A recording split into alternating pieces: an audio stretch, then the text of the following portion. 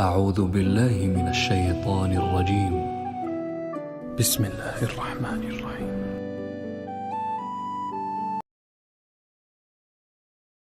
आपको क्या लगता है आपके मरने के बाद आपके रिश्तेदार, आपके दोस्त, आपकी औलाद, आपके भाई बहन कुरान पढ़ पढ़कर आपको बख्शवा लेंगे? आपकी औलाद आपके लिए कुरान पढ़ेगी जो आज आपके कहने पर नमाज नहीं पढ़ती। रिश्तेदार आपके लिए दुआ करेंगे जिनसे आपकी लड़ाई यहीं खत्म नहीं होती।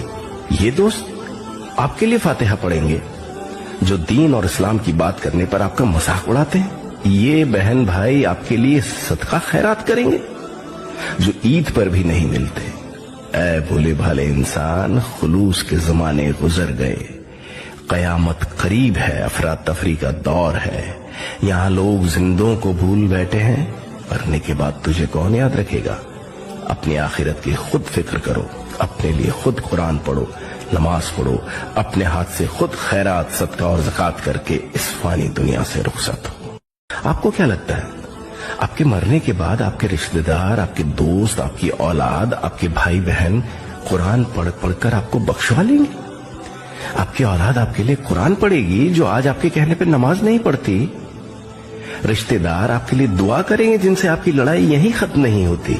ऐ भोले भाले इंसान, खुलूस के जमाने गुजर गए, कयामत करीब है, अफरा तफरी का दौर है। यहाँ लोग जिंदों को भूल बैठे हैं, मरने के बाद तुझे कौन याद रखेगा?